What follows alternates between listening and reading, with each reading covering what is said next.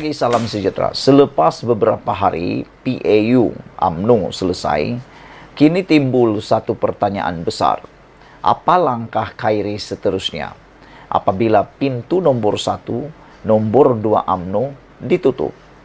Apa itu pintu nomor 1, nomor 2? Ianya melibatkan jawatan utama UMNO, yaitu Presiden dan Timbalan Presiden yang telah diluluskan usulnya untuk tidak dipertandingkan dalam pemilihan UMNO pada akan datang ini. Jadi soalan seterusnya kepada Khairi ialah, apa langkah Khairi yang seterusnya? Adakah Khairi akan berdiam diri atau mula membentuk atau mula membentuk pasukan untuk mengalahkan mereka berdua ini? Dan seperti yang ditulis oleh Sabudin Husin, saya tertarik. Dia kata, tak apa, kalau nomor 1 dan nomor 2 telah pun dimuktamadkan, tiada pilihan lain untuk Khairi Jamaluddin, Hisamuddin, dan Ismail Sabri Yaakob. Mereka perlu conquer, mereka perlu kuasai jawatan naib presiden. 3 jawatan naib presiden kalau dapat dikuasai oleh Khairi Jamaluddin, Ismail Sabri Yaakob, dan Hisamuddin Tun Hussein, juga MKT UMNO seramai 20 orang, dan juga sayap-sayap UMNO, putri, pemuda, dan sebagainya, ini akan memberi kelebihan baru kepada Khairi. Ini akan memberi kelebihan baru kepada pasukan demokrasi UMNO, kata Sabudin. Saya sangat setuju tentang perkara itu. Itulah langkah yang sepatutnya dibuat oleh Khairi Jamaluddin, yaitu kalau dah nomor 1 dan nomor 2 tak boleh dikalahkan, apalagi ambil jawatan yang ada lain yang boleh sebenarnya menentukan suara lebih kuat daripada presiden dan timbalan presiden ini. Kerana sesuatu keputusan tidak boleh diambil sewenang-wenangnya oleh presiden tanpa pengetahuan naib presiden dan juga MKT UMNO. Penganalisis politik percaya Khairi Jamaluddin masih boleh menjadi kuasa yang kuat dalam UMNO, walaupun keputusan parti pada Sabtu yang lepas yang menghalang cita-citanya untuk merampas salah satu daripada 2 jawatan teratas dalam UMNO. Namun penganalisis juga berpendapat langkah Khairi selanjutnya akan diperhatikan dengan teliti oleh kumpulan yang lebih suka supaya bekas Menteri Kesihatan itu duduk diam. Penganalisis politik dari University Sains Malaysia, Profesor Dr. Siva Murugan Pandian berpendapat, langkah Khairi ini lebih terhad dan beliau boleh dipulaukan memandangkan pendapatnya tentang Presiden UMNO Datuk Seri Ahmad Zahid Hamidi. Menurutnya, Khairi Jamaluddin bagaimanapun masih boleh bekerjasama dengan pemimpin kanan lain di luar lingkaran presiden dan bertindak sebagai kumpulan pendesak terhadap Zahid. Khairi tidak mempunyai jawatan dalam kerajaan maupun parti. Pergerakannya dihadkan dan dia tahu dia mungkin diketepikan kerana dia bukan dalam pasukan presiden. Dia boleh kekal dengan syarat tiada tindakan tata tertib diambil, atau dia boleh memilih untuk dipecat dengan kenyataan yang lebih kritikal dan meninggalkan serta menyertai parti moderate lain kerana dia mempunyai pengikutnya yang sendiri. Adakah Khairi akan memilih untuk dipecat dengan kenyataan yang lebih kritikal dan meninggalkan serta menyertai parti moderat lain kerana Khairi memang mempunyai pengikutnya yang sendiri? Apakah bentuk kenyataan kritikal yang lebih kritikal yang boleh membuatkan dia dipecat? Senang saja mau melihatnya. Kita lihat saja beberapa orang yang telah digantung keahlian, yang telah dipecat daripada UMNO. Tiru sajalah apa yang mereka kata atau kenyataan, pasti dipecat.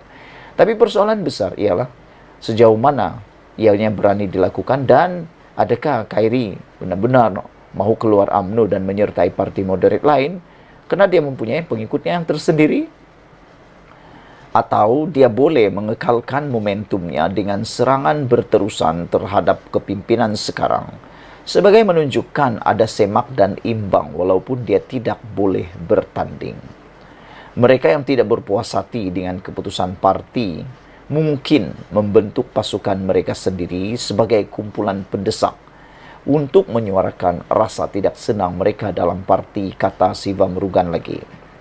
Persoalan sekarang muncul mengenai masa depan bekas Ketua Pemuda UMNO itu dalam parti selepas Perhimpunan Agung PAU minggu lalu meluluskan usul supaya jawatan Presiden dan Timbalan Presiden tidak dipertandingkan pada pemilihan yang dijadual pada Mei depan.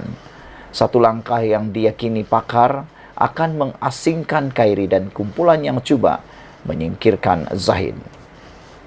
Khairi sebelum ini membayangkan bahawa beliau boleh bersaing untuk 2 jawatan teratas sebagai sebahagian daripada usaha untuk meremajakan UMNO susulan kekalahan teruk dalam sejarah lebih 60 tahun UMNO pada pilihan raya umum 15 lalu. Bekas ahli Parlimen Rembau itu yang pernah memegang 3 jawatan menteri tetapi tewas kepada lawan yang kurang dikenali dalam pertandingan di Parlimen Sungai Buloh tidak lagi memegang sebarang peranan kepimpinan dalam UMNO. Bagaimanapun, beliau kini dilihat sebagai suara utama kumpulan yang menyalahkan prestasi hambar UMNO disebabkan skandal rasuah dikaitkan dengan Zahid. Sedangkan pemimpin veteran seperti Datuk Seri Hisamuddin Hussein dan bekas Perdana Menteri Datuk Seri Ismail Sabri Yaakob tidak sekeras beliau dalam bersuara. Serangan Khairi terhadap Zahid lebih hebat ketika kempen PRU 15 setelah UMNO tidak menyenaraikannya sebagai calon bagi mana-mana kerusi parlimen. Terdahulu, beliau dipaksa menyerahkan kerusi Parlimen Rembau yang dimenanginya selama 3 penggal kepada Timbalan Presiden UMNO, Datuk Seri Muhammad Hassan. Khairi terpaksa bertemu Presiden MIC Tan Sri S.A. Vineswaran meminta kerusi tradisi parti itu di Parlimen Sungai Buloh setelah UMNO tidak mencalonkannya. Beliau bagaimanapun tewas kepada calon Pakatan Harapan R. Ramanan dengan saingan 7 penjuru. Ramanan memperoleh 50.943 undi, diikuti Khairi 48.250, Perikatan Nasional 29.000, Pejuang 800, PRM 200, Bebas 165 dan Bebas 2 113 undi. Puak yang menyokong resolusi tidak bertanding berkata, risiko perpecahan yang tidak boleh diperbaiki mewajarkan cadangan itu pada masa UMNO perlu pulih dan berkumpul semula. Pandangan yang bergema oleh beberapa penganalisis yang melihat langkah itu sebagai munasabah berdasarkan konteks. Alasan perpecahan itu juga digunakan oleh UMNO untuk memohon penangguhan PAU dan pemilihan dalam parti sebelum PRU 15 lalu kononnya bimbang parti akan kalah dalam pilihan raya. Kumpulan yang bertentangan dengan Zahid antaranya Ismail Sabri Yaakob yang juga naib Presiden 1 dan Hisamuddin sebaliknya percaya UMNO memerlukan barisan kepimpinan bersih yang segar yang untuk meremajakan dan melakukan pembaharuan.